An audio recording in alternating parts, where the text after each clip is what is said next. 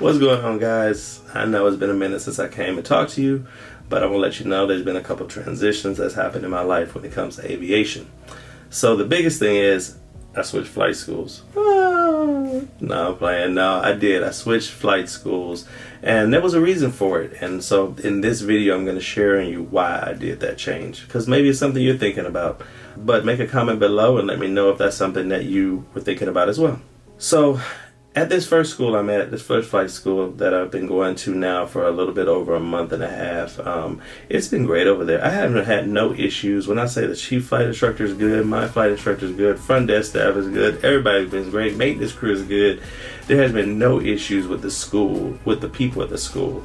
The thing that I was having an issue with was scheduling. And when I say that, it's because there's approximately like 130 students and there's about 5 planes active, and don't let one go off a check ride or something like that, and what that does is slow us down even more.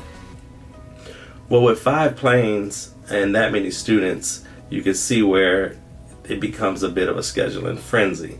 So, and with my particular trainer, he was only allotted 2-hour slots twice a day at this particular school. I was going 5 days a week. Well, that's what I was trying to get, 5 days a week, and then he had someone else that was doing 5 days a week.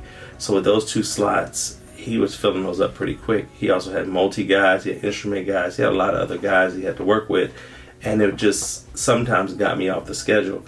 And in some cases, I didn't even fly for a full week. And so imagine I'm trying to do every day. I wish I could do twice a day, but at least every day, my 2-hour slot. And I asked, can I do 3 hours? Can I extend? And there was just not much wiggle room when it came to that. And plus, they did my scheduling. They actually put it in the schedule. I couldn't change anything myself. I couldn't make any adjustments, which was fine. But that was one of the biggest dilemmas I was dealing with. Cool thing about it, it had its own airstrip at this school. But it caused a bit of an issue when it came to, say, like, it was a short field. I think it's only like, not short field, but it's like 3,000 feet. And so a lot of trees wrapped around it. So we would have to take off, which I would take off, and we'd go to another airfield. We do all my takeoff and landings, touch and goes there, and when we came back, I would get into pattern to land at our home airfield. And what was happening was I couldn't land the plane because it was short. It was just, you couldn't make a lot of mistakes, so it was consistently that was going to be an issue. And it was a non-towered airport, which has been fun, but I found out more about that later. Another great thing about the flight school, it has a simulator. You know, that'll be for my next rating, but for this particular rating, I didn't need it, but it was really nice. They got the Redbird simulator. So there's a lot of great things about this school. It's a brand new school, just phenomenal in all ways. But for what I was looking for and what I'm trying to get done, the process wasn't working fully. Now, my instructor, I realize now, he was very methodical and very organized in the way that he put my instruction together, which I really enjoyed. I really liked it. I wish I could have kept it. And I was like, man, can I just take you and bring you with me to the next flight school? Because I just wish he had more time with the planes. But he also has a family. He's got kids. He's got a lot going on. And so I just really couldn't steal them away from the school. So anyway, so I decided to speak with my mentor, my aviation mentor. And he really talked with me about it, and we really thought it all the way through, and we thought it was probably best that I moved on to another flight school. This next flight school has approximately like 30 students and 3 planes, but there's only one other person or 2 other people that are going as much as I'm trying to go. So that allows a lot of time for me to be in the plane. And they have 2 Pipers and 1 Cessna, a Piper Warrior, a Piper Archer, and a Cessna 172.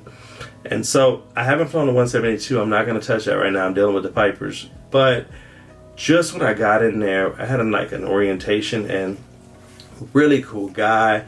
Now the thing is, this guy has 600 hours. My other instructor has 1,600 hours. But he's 600 hours. What I noticed, the difference between them two, it's the same information. But I noticed the 1,600, he's looking for the airline. He's ready to move on, which makes sense. But the guy with the 600 hours, he's still kind of newer in the flight instructor. Not new, but just newer. And so he's really still excited about flying. His life is based around flying. So I really enjoy that about him. We had a great orientation with him. And basically he has a big love for aviation, and very helpful guy. So I'm really going to enjoy going with him. I only went up with him one time, but what I like about this school is they allowed me a 3-hour time slot, and I can book 2 times a day if I want to, just whatever is available. So I go onto the scheduling website and I can pick out which days, which planes, which instructor, and they're very okay with you picking a different instructor if you need to. Say that your instructor is not available. They tell me they communicate very well together as far as getting you from, working with one instructor to another instructor. And so that was really exciting. And I do like that I get to kind of make my own schedule as I go versus them scheduling for me. I can make changes, do whatever I need to do. Another thing that's great about this particular flight school, it's a real airport environment. So this is at an actual airfield, towered airfield. The other school had its own private airfield, so taxi was just taxi, take off and go. This, you line up, you get on the comms. I didn't really learn a lot of the comms in the previous school. I learned the flight fundamentals, which is amazing. I'm glad I learned that way. But with this one, I literally have to get the comms immediately because you start off at a towered airport.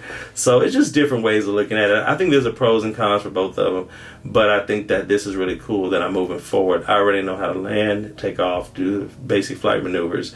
So immediately having to do the comms, I'm really excited about that at this particular airfield. So that's really cool. So there's like traffic, air traffic. The other school was more like it was more like training wheels to get me there. And now I'm at the point where I'm doing, actually in an airport environment. So that's just been it's a jump. It's definitely like a learning curve, but it's a nice jump that I'm excited about moving forward. Another thing this school allows me to do, which I think is really cool, is I could wash the planes for an hour or help with maintenance and get an hour. These 4 flight instructors, they also do a lot of the maintenance and they keep up with the planes, everything else. And they're like, hey, if students want to go ahead and help us out with some of that, then we will give them credit as far as flight hours. They're talking to the right guy because I don't mind washing no plane. Now, I really don't mind washing the plane to get that hour, 2 hours, or whatever it takes to pay this thing down. And they were also $20 an hour cheaper. So that's really cool when it comes to flying, because anything I could save is phenomenal. So yeah, and this one is at like a big FBO with private jets, and my flight mentor, he flies out of there as well. So it's just a really great experience. Pull up over there, it's like Rolls Royces and Bentleys and all kinds of cool cars mixed with the jets, and then all this is a private FBO with coffee and restaurant. It's just a really, really, really high-end experience that I'm excited to move forward with in this next part of getting to my solo and eventually getting my private pilot certificate. So just want to let you guys know I did switch schools. This is why, and maybe something you're thinking about. If it is, be open to it. My mentor was like, your first flight instructor is like that first girlfriend, You're like, oh man, I don't want to lose her. She's everything. She's perfect. And you're scared to let it go and go to the next one. But now I went up with this guy, and I'm going to just tell you right now, it was a great decision. And I'm happy because I can move faster in this process, fast as my mind works as far as moving forward in the program. So I wish you guys luck. Stay blessed, and catch you in the skies.